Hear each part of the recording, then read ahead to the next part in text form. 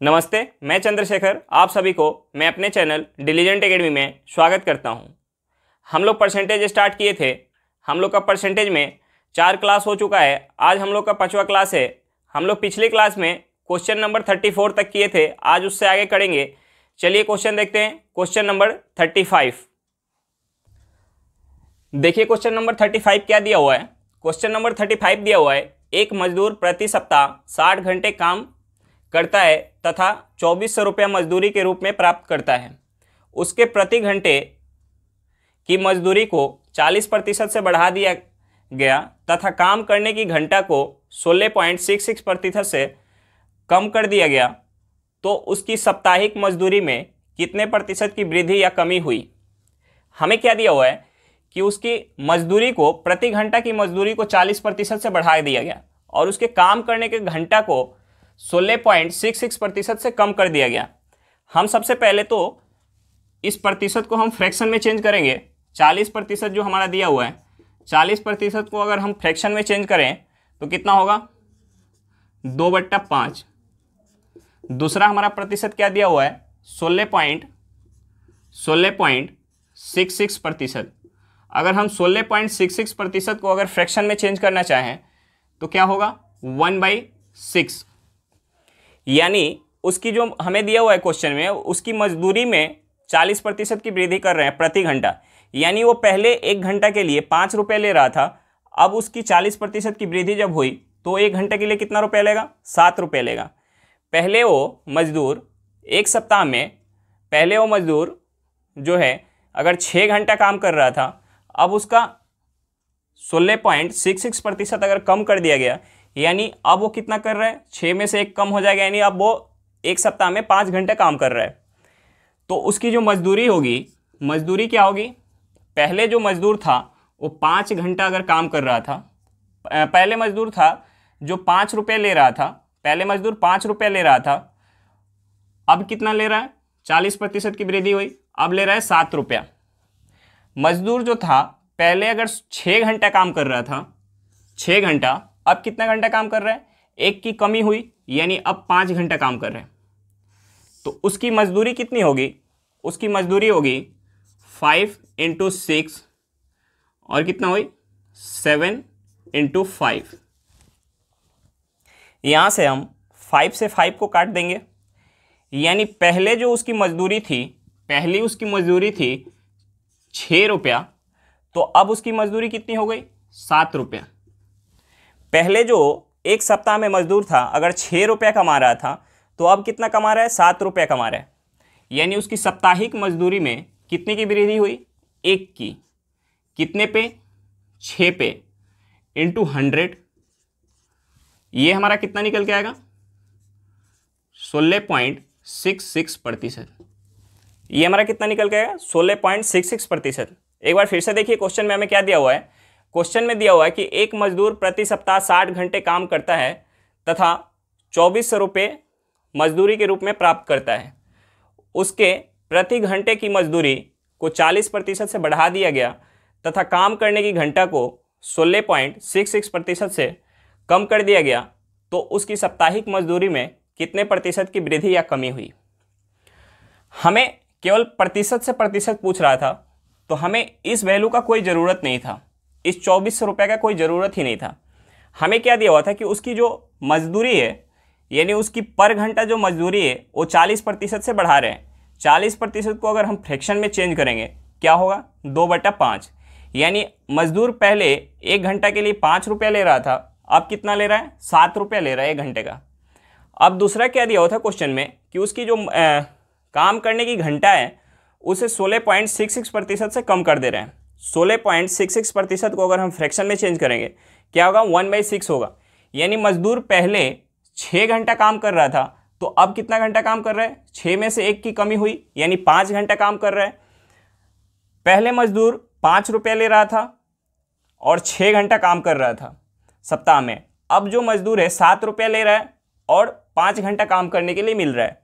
यहाँ उसका इनकम जो होगा एक सप्ताह का कितना होगा, 6×5 = 30। यहाँ इनकम कितना होगा, 7×5 = 35। यानी जो इनकम है उसका 30 से 35 हो गया। हमने यहाँ 5 से 5 काट लिया ताकि हमें सॉल्व करने में आसानी हो। यानी उसका जो इनकम है 6 से कितना हुआ, 7 हुआ। यानी उसकी इनकम, एक सप्ताह की जो इनकम है वो 6 से 1 हुआ, यानी 1 की वृद्धि हुई। कितने पे, 6 पे इंटू 100। ये हमारा परसेंट निकल के आ जाएगा कि उसके एक सप्ताह में कितने प्रतिशत की वृद्धि हुई। चलिए क्वेश्चन समझ में आ गया होगा। नेक्स्ट क्वेश्चन पे चलते हैं, क्वेश्चन नंबर 36। देखिए क्वेश्चन नंबर 36 क्या दिया हुआ है। क्वेश्चन नंबर 36 दिया हुआ है, एक व्यापारी की वर्ष 1995 में लाभ उसके व्यापार के निवेश के 20% के बराबर हुई। वर्ष 1996 में उसके निवेश 5,000 रुपये कम थे, पर उसकी आय 1995 की आय के बराबर थी। वर्ष 1996 में उसकी लाभ निवेश का 26% था, तो उसका वर्ष 1995 में निवेश कितना था। आय हमारा क्या होगा, आय जो होगा, आय क्या होगा, लागत प्लस लाभ। यानी जो है हमें क्या दिया हुआ है क्वेश्चन में दिया हुआ है कि 1995 में अगर उसकी जो है, हमने मान लिया कि 1995 में उसकी निवेश कितना है, 100x है। उसकी निवेश जो है 100x है, तो उसकी लाभ कितना हो रही है, 1995 में उस व्यापारी का जो लाभ हो रहा है 20% हो रहा है। यानी लाभ कितना हो रहा है, 20x। तो 1995 में उस व्यापारी का इनकम कितना हो रहा है, 1995 में उस व्यापारी का जो है आय कितना हो रहा है, आय हो रहा है 120x। 1995 में उस व्यापारी का आय कितना हो रहा है, 120x। अब हमें दूसरा क्या चीज़ दिया हुआ है, दूसरा दिया हुआ है 1996 में हमें क्या दिया हुआ है कि 1995 में जो उसका निवेश था, 1996 में उससे 5,000 रुपये कम है। यानी 1995 में उसका निवेश 100x था, तो 1996 में कितना होगा, 100x माइनस 5,000। 100x minus 5,000। अब देखिए हमें क्या दिया हुआ है कि 1996 में जो उसकी लाभ है, 1996 में उसकी लाभ कितना है, उसके निवेश का 26% है। यानी हम इसका 26% लेंगे, 100x माइनस 5,000 का हम 26% लेंगे, 26%। इसका अगर हम 26% लेंगे तो हमारा क्या निकल के आएगा, ये निकल के आएगा 26x माइनस अगर हम 5,000 का अगर 26% लेंगे, 5,000 का 26% कितना होगा, 5,000 का 26% जो होगा हमारा, ये हो जाएगा 1300। 5,000 का 26% कितना होगा, 1300। यानी वर्ष 1996 में उसकी जो लाभ है कितना है, उसकी लाभ है 26x माइनस 1300। यानी वर्ष 1996 में उसका टोटल जो हमारी आय निकल के आ रही है वो क्या होगी, इसमें हम 100x माइनस 500 में 26x माइनस 1300 ऐड करेंगे। यानी ये हो जाएगा 126x माइनस 5,000 में 1300 ऐड करेंगे, कितना होगा, 1,300। अब देखिए हमारा निकल के आ गया कि वर्ष 1995 में उसका आय कितना था, 120x था। वर्ष 1996 में जो हमारा आय निकल के आ रहा है 126x माइनस 6300, ये दोनों बराबर है। हमें क्वेश्चन में दिया हुआ है कि 1995 की आय 1996 की आय की बराबर है। यानी 120x बराबर है, 120x जो बराबर है किसके बराबर है, 126 माइनस 6300। अब हम यहाँ से लिख सकते हैं 6x बराबर 6300। यहाँ से x क्या निकल के आएगा हमारा,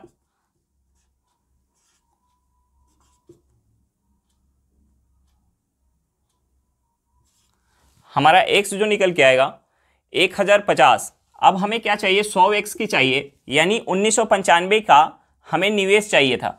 1995 का निवेश कितना है, 100x। 100x की वैल्यू कितनी हो जाएगी, इकाई दहाई सैकड़ा हजार 10,000 लाख 1,05,000 रुपया। 1995 में उसका निवेश कितना था, 1,05,000 रुपया। एक बार फिर से क्वेश्चन देखेंगे।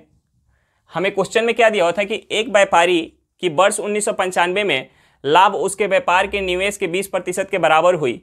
वर्ष 1996 में उसकी निवेश 5,000 रुपया कम थे, पर उसकी आय 1995 के आय के बराबर थी। वर्ष 1996 में उसकी लाभ निवेश का 26% था, तो उसका वर्ष 1995 में निवेश कितना था। हमें क्वेश्चन में दिया हुआ था कि वर्ष 1995 में उसका जो निवेश था, हमने मान लिया उसका निवेश 100x था, तो वर्ष 1995 में उसके निवेश अगर हमने मान लिया 100x है, तो उसका लाभ हमें दिया हुआ है 20%। 100x का 20% लेंगे कितना होगा, 20x। अब उसका आय कितना हुआ 1995 में, 100x तो निवेश किया था और 20x लाभ के रूप में उसे प्राप्त हुआ, यानी उसकी टोटल आय कितनी हुई, 120x। अब हमें दूसरा क्या दिया हुआ था 1996 के बारे में। 1996 के बारे में दिया हुआ था कि 1995 से 5,000 रुपये कम वो निवेश करता है। 1995 में अगर वो 100x निवेश कर रहा था, तो 1996 में वो कितना निवेश कर रहा है, 100x माइनस 5,000। और 1996 में जो उसकी लाभ है, उसके निवेश का 26% है, यानी 100x माइनस 5,000 का अगर हम 26% लेंगे तो हमारे क्या निकल के आएगा, 26x माइनस 1300। अब 1996 में उसका आय कितना होगा, निवेश इतना किया था, निवेश 100x माइनस 5,000 किया था, और उसकी लाभ जो निकल के आई 26x माइनस 1300, तो उसका आय कितना हुआ, 126x। इन दोनों को हम ऐड करेंगे, 126x माइनस 6300। अब हमें क्वेश्चन में दिया हुआ था कि 1995 की आय 1996 की आय की बराबर है, यानी 120x बराबर 126x माइनस 6300। यहाँ से हमारा x की वैल्यू निकल के आया 1050। अब हमसे पूछ रहा था क्वेश्चन में कि 1995 का निवेश ज्ञात करें। 1995 का जो निवेश था वो कितना था, 100x। यहाँ से हम 100x का वैल्यू निकालेंगे। 100x का वैल्यू क्या निकल के आया, 1,05,000 रुपया। चलिए क्वेश्चन समझ में आ गया होगा। नेक्स्ट क्वेश्चन पे चलते हैं, क्वेश्चन नंबर 37। देखिए क्वेश्चन नंबर 37 क्या दिया हुआ है। क्वेश्चन नंबर 37 दिया हुआ है, मीरा एक निश्चित राशि के साथ फल बाजार जाती है। इस राशि से वह 50 संतरे या 40 आम खरीद सकती है। मीरा अपनी राशि का 10% खर्चा टैक्सी किराए में करती है और वह 20 आम खरीदती है, तो वह शेष राशि से कितने संतरे खरीद सकती है। देखिए हमें क्वेश्चन में क्या दिया हुआ है। क्वेश्चन में दिया हुआ है कि मीरा के पास जो निश्चित राशि है, उस राशि से वह 50 संतरे खरीद सकती है या 40 आम खरीद सकती है। अब क्या दिया हुआ है, आगे दिया हुआ है कि उसके पास जो निश्चित राशि था, उस राशि में से वह 10% जो है किराए पे खर्च कर देती है। उसके बाद उस बचे हुए राशि में से 20 आम खरीद लेती है। उसके बाद जो उसके पास राशि बच रही है, उस राशि से वह कितने संतरे खरीद सकती है। हमें क्वेश्चन में दिया हुआ है कि उसके पास जो राशि जो था उससे वो 50 संतरे या 40 आम 50 संतरे या 40 आम खरीद सकती थी। हमने मान लिया कि उसके पास जो एक निश्चित राशि था, वो 50 और 40 का हम एलसीएम लेंगे। 50 और 40 का एलसीएम हमारा क्या आएगा, 200। 50 और 40 का जो एलसीएम आएगा वो कितना आएगा, 200। हमने मान लिया कि मीरा के पास जो निश्चित राशि था वो कितना था, 200 रुपया था। तो अब यहाँ से हम एक संतरे और एक आम का हम मूल्य निकाल सकते हैं, यानी 50 संतरे का रेट, अगर 50 संतरे का जो रेट है वो हमारा कितना है, 200 रुपया है, तो एक संतरे का कितना होगा, एक संतरे का जो होगा, एक संतरे का रेट कितना होगा, 50 में 200 में अगर हम 50 से भाग देंगे तो निकल के आएगा 4 रुपया। एक संतरे का रेट कितना हुआ? 4 रुपया। और एक आम का रेट कितना हुआ? अगर 200 में 40 से भाग देंगे तो ये कितना निकल के आएगा? 5 रुपया। यानी एक संतरे का जो रेट है 4 रुपया है और एक आम का रेट जो है 5 रुपया है। अब देखिए हमें आगे क्या दिया हुआ क्वेश्चन में, मीरा अपने निश्चित राशि का 10% जो है टैक्सी किराए पे खर्च कर देती है। हमने माना उसके पास जो निश्चित राशि है वो 200 रुपया है, यानी उस 200 रुपया का वो 10% तो खर्च कर रही है टैक्सी पे, 90% पैसा से वो फल खरीद रही है। अगर हम 200 का 10% लेंगे, 200 का 10% कितना होगा? 200 का 10% जो होगा वो 20 होगा। यानी वो 20 रुपया जो है टैक्सी किराए पे खर्च कर रही है। 20 रुपया अगर वो टैक्सी किराए पे खर्च कर रही है तो 180 रुपया से वो क्या खरीद रही है? संतरे और आम खरीद रही है। 20 रुपया वो टैक्सी किराए पे खर्च कर दी, 10%। 200 का 10% कितना हुआ? 20 रुपया। यानी 20 रुपया वो टैक्सी किराए पे खर्च कर दी तो 180 रुपया से वो आम और संतरा खरीद रही है। अब हमें क्वेश्चन में दिया हुआ है कि वो 20 आम खरीदती है, यानी एक आम का जो रेट था वो 5 रुपया था, तो 20 आम का रेट कितना होगा? एक आम का रेट 5 रुपया था तो 20 आम का रेट कितना हो जाएगा? 100 रुपया। यानी वो 180 में से वो 100 रुपये का तो आम खरीद ली, 100 रुपये का आम खरीद ली, उसके पास कितना बचा? अब 80 रुपये बचा। वो 100 रुपये का तो आम खरीद ली, क्योंकि हमें क्वेश्चन में दिया हुआ है कि 20 आम खरीदती है और एक आम का जो हम यहाँ रेट निकाल पाए हैं 200 के हिसाब से, एक आम का जो रेट निकला है वो 5 रुपये निकला है। अगर 20 आम खरीदती है तो उसका कितना लगेगा? 100 रुपया। यानी ये 20 रुपये खर्चा करने के बाद, टैक्सी किराए पे 20 रुपये खर्चा करने के बाद उसके पास 180 रुपये बचा था। इस 180 रुपये में से उसने 100 रुपये का आम खरीद लिया। अब उसके पास कितना बचा? 80। अब इस 80 से वह संतरा खरीदेगी, इस 80 रुपये से वह संतरा खरीदेगी। एक संतरा का रेट कितना है? एक संतरा का जो रेट है 4 रुपया है, यानी 4 रुपया में एक संतरा मिलता है। 4 रुपये में एक संतरा मिलता है तो 80 रुपये में वो कितना संतरा खरीदेगी? 80 रुपये में, यानी हम इस साइड अगर 20 से गुना करेंगे तो इस साइड भी 20 से गुना, यानी 80 रुपये में वो 20 संतरा खरीदेगी। यानी मीरा एक निश्चित राशि लेकर जो गई थी, उस निश्चित राशि में से 20 रुपया हमने मान लिया, उस निश्चित राशि को 200 रुपया, उस निश्चित राशि में से वो 10% यानी 20 रुपया वो टैक्सी किराए पे खर्च की, और बाकी 180 रुपये में वह 20 संतरा और 20 आम खरीदती है। 20 संतरा और 20 आम, क्योंकि हमें क्वेश्चन में दिया हुआ था कि 20 आम तो वो खरीदती है और बाकी पैसे से वो संतरा खरीद रही है, तो हमें निकालना था उस संतरा का संख्या जो शेष राशि से खरीद रही है। तो संतरा का संख्या कितना निकल गया? 20 संतरा।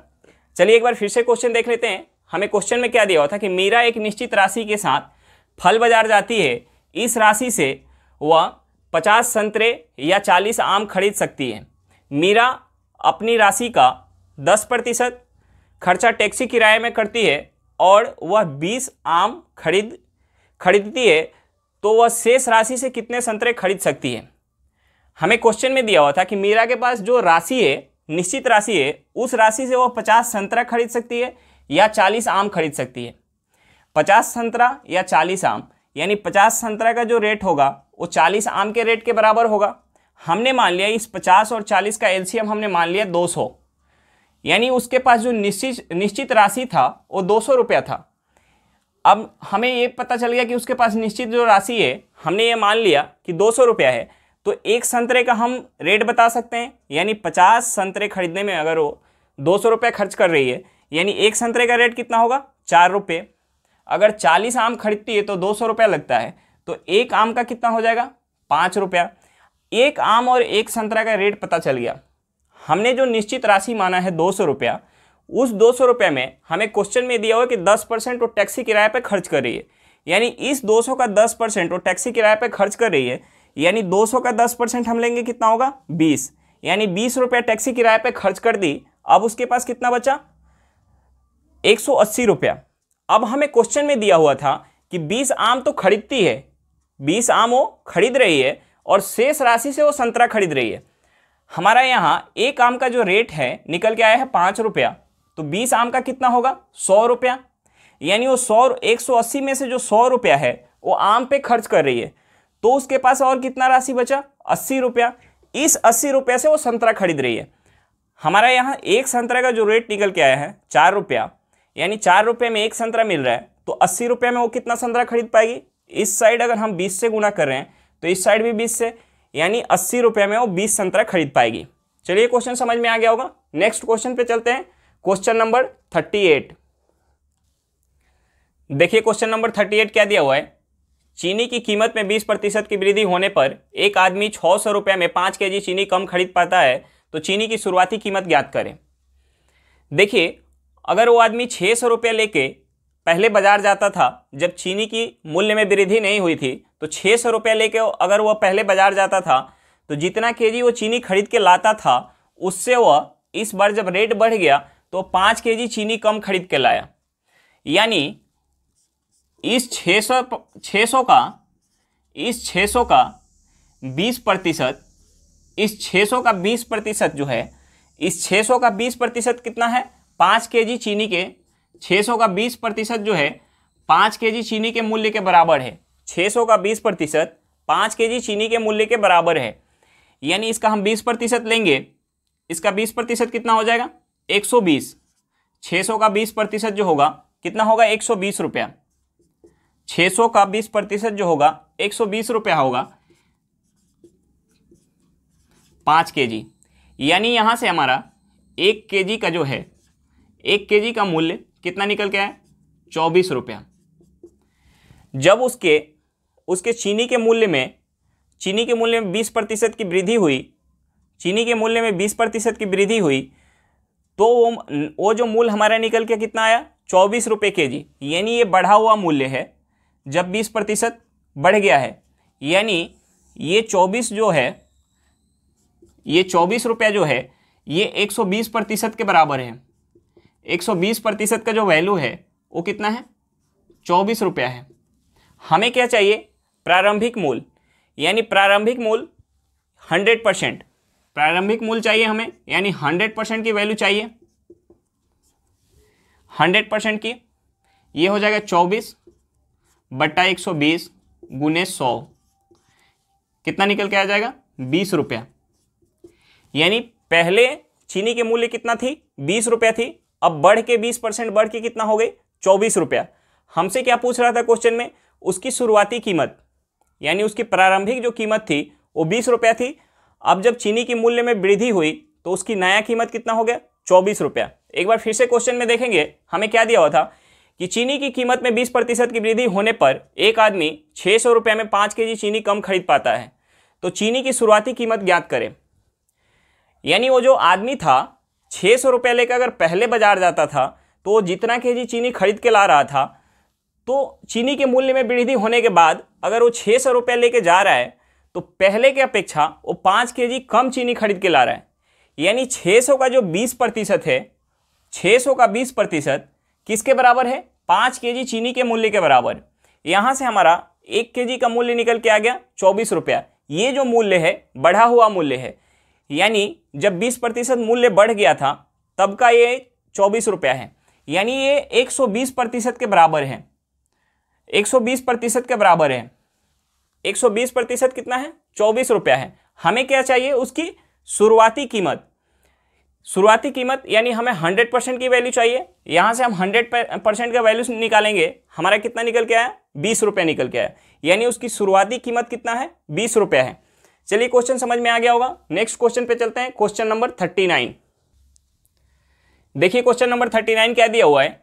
केले के मूल्य में 16.66% की वृद्धि होने पर एक आदमी 1 रुपया में 5 केले कम खरीद पाता है, तो वह आदमी पहले 1 रुपये में कितने केले खरीद पाता था। देखिए हमें क्या दिया हुआ है कि जब केला का रेट बढ़ जा रहा है तो आदमी 5 केला कम खरीद रहा है 1 रुपये में, यानी वो अपना खर्च जो है खर्च फिक्स रख रहा है, यानी केले की क्वांटिटी में कमी कर रहा है, वो अपना खर्च बढ़ा घटा नहीं रहा है, यानी उसका खर्च जो है फिक्स है। खर्च क्या है उसका फिक्स है। देखिए दिया हुआ है उसका जो केले का मूल्य है कितना बढ़ रहा है 16.66%। अगर 16.66% को अगर हम फ्रैक्शन में चेंज करना चाहें तो कितना होगा 1/6। यानी केला का जो रेट है, केला का रेट क्या हुआ, पहले 6 रुपया था तो अब कितना हो गया, पहले केला का रेट 6 रुपया था तो अब केला का रेट कितना हुआ 7 रुपया हो गया। जो इसका रेट था कितना, पहले 6 रुपया था तो अब कितना हो गया 7 रुपया हो गया। अब क्या बोल रहा है कि वो अपना खर्च में चेंज नहीं कर रहा है, वो अपने खर्च में चेंज नहीं कर रहा है, वो केले के क्वांटिटी में चेंज कर रहा है। यानी उसका खर्च जो है वो फिक्स है। खर्च क्या है, फिक्स है।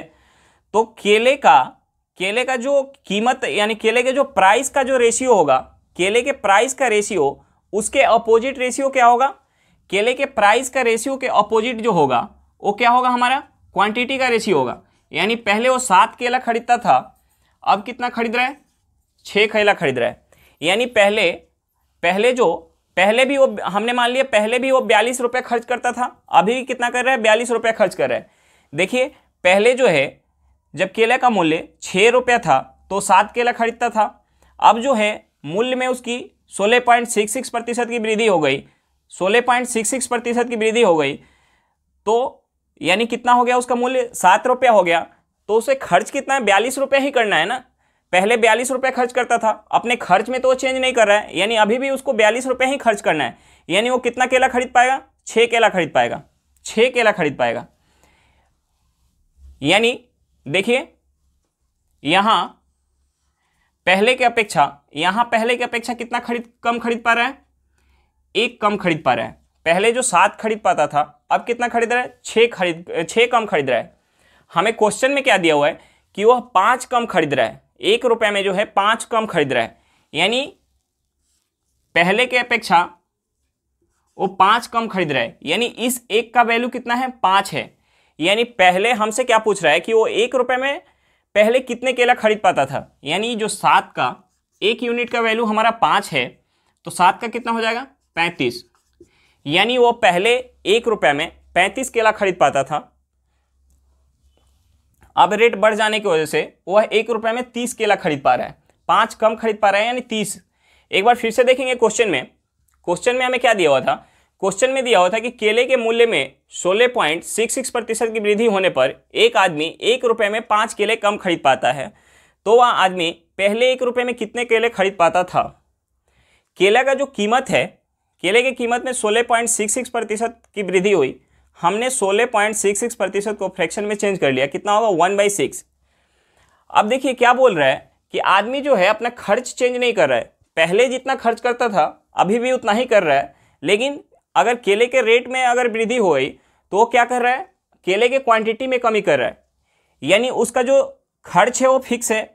तो जो केले के प्राइस का जो रेशियो होगा, केले के प्राइस का रेशियो उसका अपोजिट रेशियो क्या होगा, केले के क्वांटिटी का रेशियो होगा। केला का प्राइस जो है क्या हो रहा है 6 से 7 हो रहा है, यानी 6:7 है, तो उसके क्वांटिटी का रेशियो कितना हो जाएगा 7:6 हो जाएगा। यानी पहले वो 7 केला खरीदता था, अब कितना खरीद रहा है 6 खरीद रहा है। यहाँ 7 से 6 यानी 1 की कमी, लेकिन हमें क्वेश्चन में दिया हुआ है 1 केला नहीं, वो 5 केला कम खरीद रहा है। यानी 1 यूनिट की जो वैल्यू है वो 5 के बराबर है। हमसे क्या पूछ रहा है कि वो पहले 1 रुपये में कितना केला खरीद पाता था, यानी 7 यूनिट का वैल्यू हमें निकालना है। वो पहले 1 रुपये में 35 केला खरीद पाता था। चलिए क्वेश्चन समझ में आ गया होगा। नेक्स्ट क्वेश्चन पे चलते हैं, क्वेश्चन नंबर 40। देखिए क्वेश्चन नंबर 40 क्या दिया हुआ है, एक कक्षा में 70% विद्यार्थी अंग्रेजी में उत्तीर्ण होते हैं और 65% गणित में उत्तीर्ण होते हैं। यदि 27% विद्यार्थी दोनों विषय में अनुत्तीर्ण हुए और 248 विद्यार्थी कक्षा में उत्तीर्ण हैं तो कक्षा के कुल विद्यार्थी की संख्या ज्ञात करें। कक्षा के कुल विद्यार्थी की संख्या ज्ञात करें। हमें क्या दिया हुआ है, हमें दिया हुआ है पास परसेंटेज दिया हुआ है। हमें दिया हुआ है कि इंग्लिश में 70% विद्यार्थी जो है पास है। इंग्लिश में 70% विद्यार्थी पास है, तो फेल कितने हैं 30% विद्यार्थी। हमें दूसरा क्या दिया हुआ है कि गणित में यानी मैथ में 65% विद्यार्थी पास है। मैथ में 65% विद्यार्थी पास है, तो फेल कितने हैं? 35%। फेल कितने हैं? 35%। दूसरा हमें क्या दिया हुआ है? दूसरा दिया हुआ है कि 27% विद्यार्थी दोनों विषय में फेल है। 27% विद्यार्थी जो है दोनों विषय में फेल है।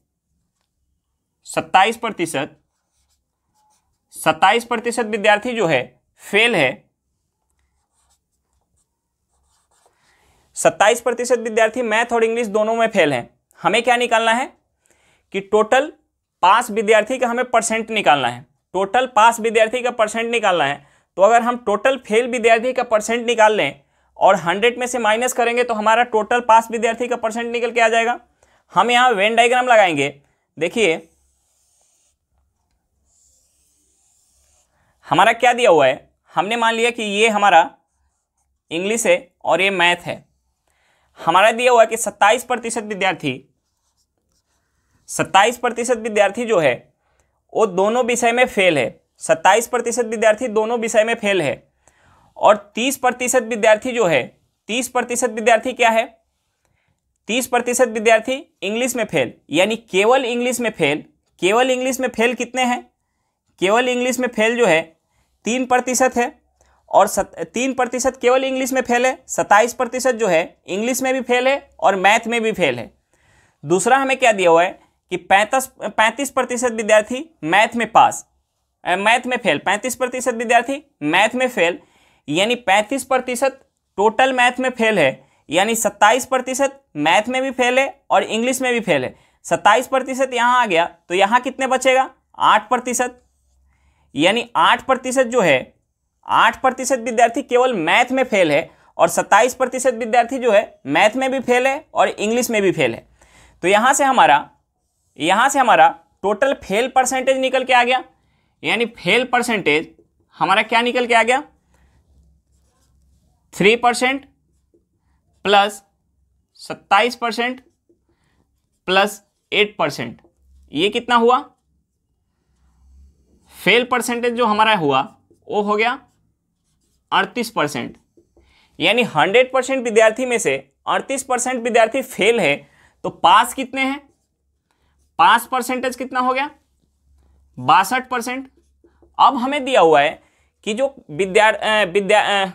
248 विद्यार्थी कक्षा में उत्तीर्ण हुए, यानी जो 62% है वो किसके बराबर है? 248 के बराबर। 62% किसके बराबर है? 248 के बराबर।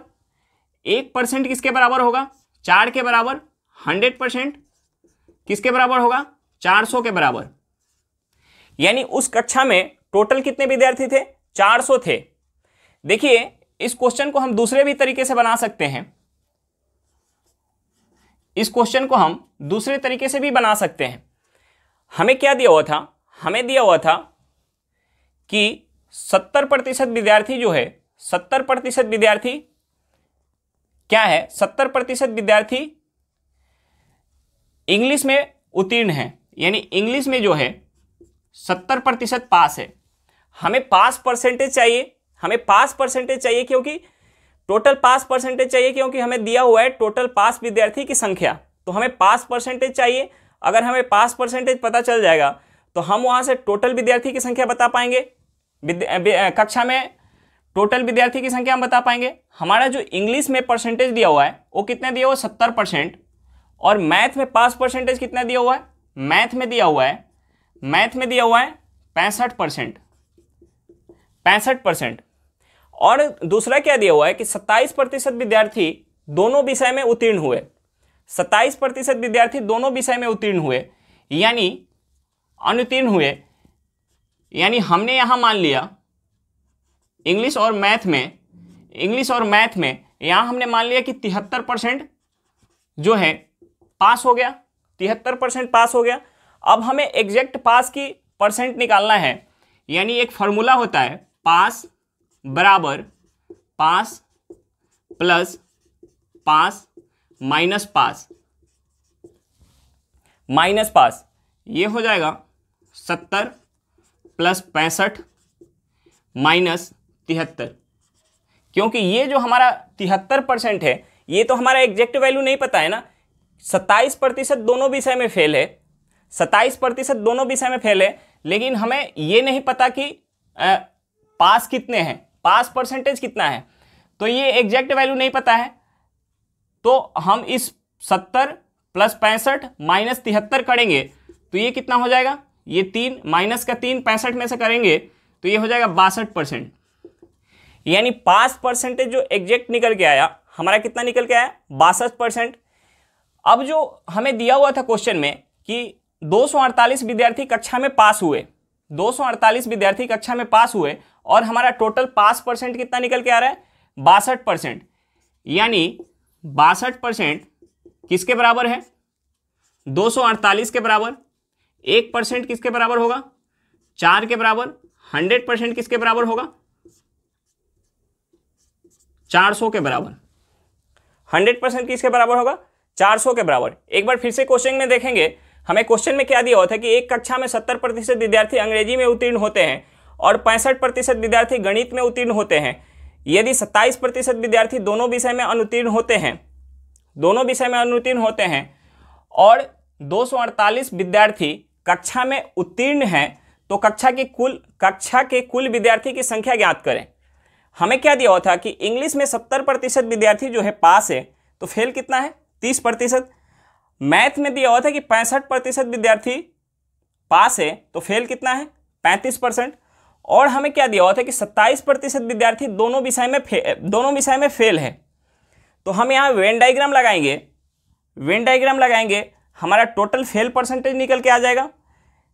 हमारा जो मैथ और इंग्लिश में फेल विद्यार्थी थे वो कितने थे, मैथ और इंग्लिश में फेल विद्यार्थी कितने थे, 27 थे। और यहाँ से जो इंग्लिश में फेल विद्यार्थी की संख्या कितना निकल के आया है, 30%। यानी 30% पूरे इंग्लिश में फेल है। यहाँ तक तो 27% हो गया, यानी 27% तो इंग्लिश में फेल है और मैथ में भी फेल है। तो केवल इंग्लिश में कितने फेल हुआ, 30% तो टोटल इंग्लिश में फेल है और 27% तो मैथ और इंग्लिश दोनों में फेल है। तो केवल इंग्लिश में कितना बचा, 3%। और क्या दिया हुआ है हमारा कि 35% मैथ में फेल है। देखिए 27% मैथ और इंग्लिश दोनों में फेल है, तो मैथ में केवल कितना बचा, 8%। यानी यहाँ से हमारा टोटल फेल परसेंट निकल के आ गया कि कक्षा में पूरे फेल विद्यार्थी का परसेंटेज कितना है, 3 + 27 + 28, यानी फेल परसेंटेज हमारा निकल के आ गया 38%। तो कक्षा में पास परसेंटेज कितना हो जाएगा, 62%। हमें 62% का दिया हुआ था, कक्षा में 62% का वैल्यू दिया हुआ था क्वेश्चन में 248। 1% कितना हो जाएगा, 4 हो जाएगा। कक्षा में 100% विद्यार्थी की संख्या कितना हो जाएगा, 400। दूसरा मेथड हमारा क्या है, दूसरा मेथड है कि हमें अगर पास परसेंटेज निकालना है, हमें क्या चाहिए, यहाँ कक्षा में पास विद्यार्थी का संख्या दिया हुआ था और टोटल विद्यार्थी का संख्या पूछ रहा था। यानी हमें पास परसेंटेज चाहिए कि विद्यार्थी कितने % पास है। तो हम सबका पास परसेंटेज लेंगे, सबका पास परसेंटेज लेंगे, यानी इंग्लिश में पास परसेंटेज, मैथ में पास परसेंटेज, और हमारा जो दिया हुआ था कि दोनों विषय में फेल परसेंटेज 27 है, तो हमने वहाँ से मान लिया कि पास परसेंटेज जो है 73 है। अब हमारा एक फार्मूला होता है, हम एग्जैक्ट पास परसेंटेज निकालने के लिए इंग्लिश में पास प्लस मैथ में पास माइनस दोनों में पास करेंगे। यहाँ से हमारा एग्जैक्ट परसेंटेज निकल के आ जाएगा 62%। अब इस 62% का हमें वैल्यू दिया हुआ था 248, 1% 4, 100% कितना हो जाएगा, 400। चलिए क्वेश्चन समझ में आ गया होगा। नेक्स्ट क्वेश्चन पे चलते हैं, क्वेश्चन नंबर 41। देखिए क्वेश्चन नंबर 41 क्या दिया हुआ है। क्वेश्चन नंबर 41 दिया हुआ है, एक कक्षा में 80% विद्यार्थी गणित में पास हुए और 70% अंग्रेजी में पास हुए, 10% विद्यार्थी दोनों विषय में फेल हुए और 144 विद्यार्थी कक्षा में पास हुए, तो कक्षा में विद्यार्थी की कुल संख्या ज्ञात करें। हमें क्या दिया हुआ है क्वेश्चन में, हमें दिया हुआ है कि पास परसेंटेज दिया हुआ है, हमें पास परसेंटेज दिया हुआ है। क्या दिया हुआ है कि मैथ में 80% पास हुए, मैथ में 80% पास हुए और इंग्लिश में 70% पास हुए, तो फेल कितने होंगे, मैथ में फेल कितना परसेंटेज हो जाएगा, 20%, और इंग्लिश में फेल परसेंटेज कितना हो जाएगा 30%। हमें क्या दिया हुआ क्वेश्चन में और कि 10% विद्यार्थी दोनों विषय में फेल हुए, 10% विद्यार्थी दोनों विषय में फेल हुए। हम यहाँ वेन डायग्राम लगाएंगे। ये जो है 10% विद्यार्थी दोनों विषय में फेल है, ये हमारा हो गया मैथ, ये हो गया इंग्लिश। देखिए केवल इंग्लिश हमारा जो दिया हुआ है कि 10% विद्यार्थी दोनों विषय में फेल है, तो केवल मैथ में फेल कितना होगा, यानी 10% यहाँ हो गया और मैथ में टोटल फेल जो है, मैथ में टोटल फेल कितना है 20%। 20% में से 10% जो है मैथ में भी फेल है और इंग्लिश में भी फेल है, यानी केवल मैथ में फेल कितना हुआ 10% हुआ, केवल मैथ में फेल कितना हुआ 10% हुआ। और हमारा क्या दिया हुआ कि इंग्लिश में फेल परसेंट कितना है 30%, और दोनों विषय में मैथ और इंग्लिश में फेल कितना है 10% है, तो केवल इंग्लिश में फेल परसेंटेज कितना हो जाएगा 20%। केवल इंग्लिश में कितना फेल परसेंटेज हो जाएगा 20%, यानी टोटल हमारा फेल परसेंटेज निकल के आ गया। टोटल फेल परसेंटेज कितना निकल के आ गया 10, 20 और 20, 40, यानी हमारा टोटल फेल परसेंटेज, हमारा टोटल जो है फेल परसेंटेज कितना निकल के आ गया 40%। टोटल फेल परसेंटेज कितना निकल के आ गया 40%। तो टोटल पास परसेंटेज कितना है, टोटल पास परसेंटेज कितना हो जाएगा 60%। और हमें क्या दिया हुआ है कि कक्षा में 144 विद्यार्थी पास हुए, कक्षा में 144 विद्यार्थी पास हुए और हमारा परसेंट कितना निकल के आ रहा है, हमारा निकल के आ रहा है कि 60% विद्यार्थी पास हुए कक्षा में। तो कक्षा की कुल संख्या हम बता सकते हैं। हमारा जो 60% का वैल्यू है, 60% का वैल्यू कितना दिया हुआ है, 60% का वैल्यू दिया हुआ है 144। तो यहाँ से 1% का कितना हो जाएगा 144 बटा 60। तो यहाँ से 100% का वैल्यू कितना हो जाएगा 144 बटा 60 गुने 100।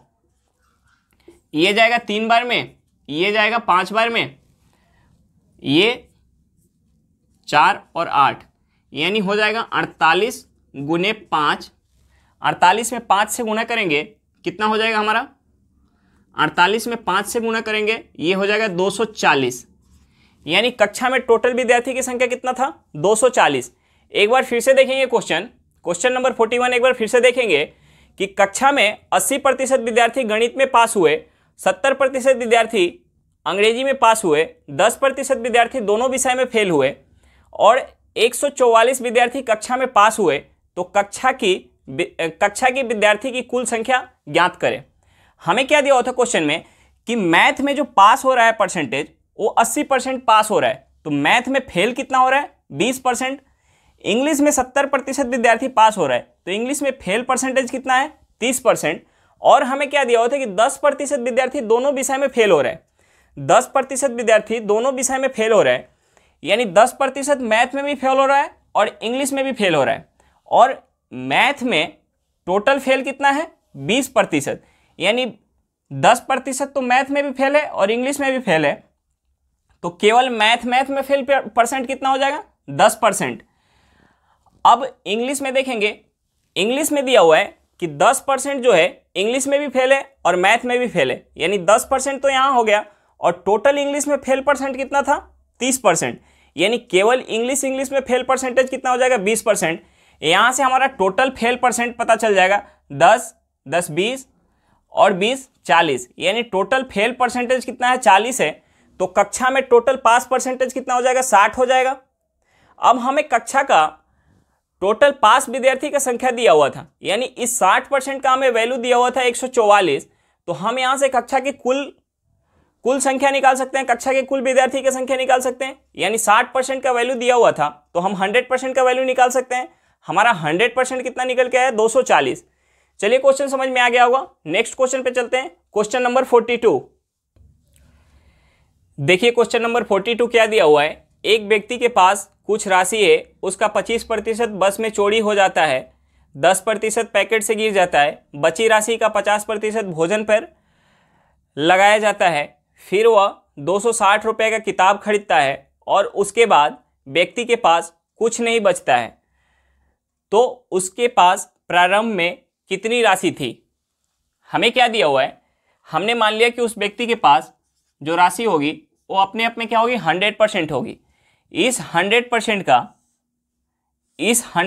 का जो है 25% बस में चोरी हो जाती है और 10% जो है पैकेट से गिर जाता है, यानी ये कितना हुआ, 35%। यहां उसका 35% खर्च हो गया, बचा कितना, 65%। इस 65% में से हमें दिया हुआ है, इस 65% में से 50% वो भोजन पे खर्च करता है, यानी इस 65 का वो 50% भोजन पे खर्च करता है।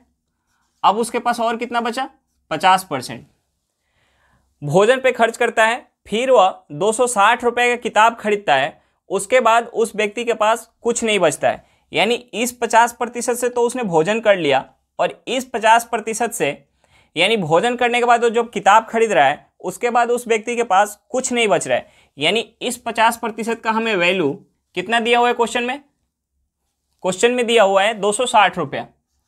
260 रुपया इस 50% का वैल्यू दिया हुआ है 260 रुपया। यहां से 65 का 50% 260 है, तो हम 65% निकाल पाएंगे। हमारा 65% निकल जाएगा तो हम यहां से 100% निकाल पाएंगे। देखिए क्या दिया हुआ है, 65% गुने 65 का 50%, ये कितना दिया हुआ है, 260। ये 50 से 2 बार में जाएगा, यानी 65% किसके बराबर हो जाएगा, 260 गुने 2। हम यहां से 100% निकालेंगे। 100% कितना हो जाएगा, 260 गुने 2 बटा 65 गुने 100। हम इसे 13 से काटेंगे, ये 13 से 5 बार में जाएगा, ये 13 से कितने बार में जाएगा, ये 13 से जाएगा 20 बार में। हम इसे 5 से 20 को काटेंगे, कितने बार में जाएगा, 4 बार में। हमारा क्या निकल के आया, 4 दूनी 8 गुने 100, यानी 800 रुपया। उस व्यक्ति के पास शुरू में कितना पैसा था, 800 रुपया था। चलिए एक बार फिर से देखते हैं क्वेश्चन में क्या दिया हुआ था कि एक व्यक्ति के पास कुछ राशि है, उसका 25% बस में चोरी हो जाती है, 10% पैकेट से गिर जाता है, बची राशि का 50% भोजन पर लगाया जाता है, फिर वह 260 रुपये का किताब खरीदता है। उसके बाद व्यक्ति के पास कुछ नहीं बचता है, तो उसके पास प्रारंभ में कितनी राशि थी। हमें क्वेश्चन में दिया हुआ था कि उस व्यक्ति के पास कुछ राशि था। हमने मान लिया जो राशि था वो 100% था। उस 100% में से 25% बस में चोरी हो गई, 10% पैकेट से गिर गया, यानी यहाँ जो है 35% खत्म हो गया। अब उसके पास कितना बचा, 65%। इस 65% का 50% उसने भोजन पे लगाया। उसके बाद 260 रुपये का वो किताब खरीद रहा है। उस किताब खरीदने के बाद उस व्यक्ति के पास कुछ नहीं बच रहा है, यानी 65 का 50% से वो किताब खरीद रहा है। 65 का 50% किसके बराबर है, 260 के बराबर। यहाँ से हमारा 65% की वैल्यू निकल के आ जाएगा। 65% का वैल्यू पता चल जाएगा तो हम 100% का वैल्यू बता पाएंगे। 100% का हमारा वैल्यू कितना निकल के आया, 800 रुपया, यानी उस व्यक्ति के पास शुरू में कितने पैसा था, 800 रुपया। चलिए क्वेश्चन समझ में आ गया होगा। नेक्स्ट क्वेश्चन पे चलते हैं, क्वेश्चन नंबर 43। देखिए क्वेश्चन नंबर 43 क्या दिया हुआ है। एक व्यक्ति अपने आय का 20% खाने पर और शेष का 25% किराए पर खर्च करता है और शेष उसकी बचत है। यदि उसकी बचत 15,000 रुपया है तो व्यक्ति की आय ज्ञात करें। हमने मान लिया कि उस व्यक्ति की जो आय है वो 100 रुपया है। उस व्यक्ति की आय कितनी है, 100 रुपया है। इस 100 रुपये में से 20% उसने खाने पे खर्च किया। 20% खाने पे खर्च किया तो उसके पास कितना बचा, 80%। 20% उसने खाने पे खर्च किया तो उसके पास कितना बचेगा, 80%। अब इस राशि में से उसने 25% किराए पे खर्च किया। इस राशि में से 25% अगर उसने किराए पे खर्च किया तो उसके पास कितना बचेगा, 75%। 75%। अब ये जो हमारा राशि बच रहा है, ये जो राशि बच रहा है, ये राशि उसकी सेविंग है और हमें उसकी सेविंग दिया हुआ है 15,000 रुपया। उसका सेविंग कितना दिया हुआ है? 15,000 रुपया। देखिए हमें क्वेश्चन में क्या दिया हुआ था कि एक व्यक्ति अपनी आय का 20% खाने पे और शेष का 25% किराए पे खर्च करता है और शेष उसकी बचत है। यदि उसकी बचत 15,000 रुपया है तो उस व्यक्ति की आय ज्ञात करें। हमने मान लिया कि उस व्यक्ति की जो है आय 100 रुपया है, उसमें से उसने 20 रुपये खाने पे खर्च किया, तो अब x का कितना बच गया? 20% जो है खाने पे खर्च हो गया, तो 80% बच गया। अब इस पैसे में से वह 25% किराए पे खर्च कर रहा है, तो कितना बचेगा? 75%। और किराए पे खर्च करने के बाद जो बच रहा है वो उसका सेविंग है और हमें सेविंग दिया हुआ है 15,000 रुपया। यहाँ से हमारा x का वैल्यू निकल के आ जाएगा। हम इसे 20 से काटेंगे, ये 4 बार में जाएगा, ये 20 से 5 बार में जाएगा, 25 से काटेंगे 3 बार में, 25 से ये जाएगा 4 बार में, इस 4 से 4 को काटेंगे, x कितना हो जाएगा? 15,000 गुने 5/3। 15,000 को 3 से काटेंगे, कितने बार में जाएगा? 5,000 में। 15,000 को 3 से काटेंगे, कितने बार में जाएगा? 5,000 में। 5,000 में हम 5 से गुना करेंगे, हमारा x का वैल्यू निकल के आ जाएगा 25,000। 25,000 रुपया। यानी उस व्यक्ति की आय कितनी थी? 25,000 रुपया थी। एक बार फिर से देखेंगे क्वेश्चन में हमें क्या दिया हुआ था कि एक व्यक्ति अपनी आय का 20% खाने पर और शेष का 25% किराए पे खर्च करता है और शेष उसकी बचत है। यदि उसकी बचत 15,000 रुपया है तो उस व्यक्ति की आय ज्ञात करें।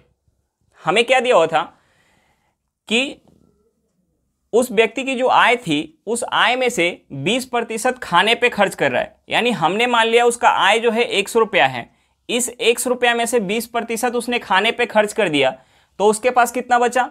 उस x का 80%। अब क्या बोल रहा है कि शेष का 25% किराए पे खर्च कर रहा है, यानी इसका 25% किराए पे खर्च कर रहा है, यानी x का जो 80% हमारा था, इसका 25% किराए पे खर्च कर रहा है, तो बचा कितना? 75%। और किराए पे खर्च करने के बाद जो बच रहा है वो उसकी सेविंग है और उसकी सेविंग हमें दिया हुआ है क्वेश्चन में 15,000 रुपया, यानी इसके बराबर 15,000 रुपया। यहां से हमारा x का वैल्यू क्या निकल के आएगा? 25,000 रुपया। चलिए समझ में आ गया होगा। आज के लिए इतना ही, फिर मिलते हैं नेक्स्ट वीडियो में। अगर वीडियो आपको अच्छी लगी हो तो वीडियो को लाइक करना बिल्कुल ना भूलें। अगर आप मेरे चैनल पे नए हैं तो चैनल को सब्सक्राइब जरूर करें और वीडियो को अपने दोस्तों के साथ शेयर करना बिल्कुल ना भूलें। चलिए बाय बाय।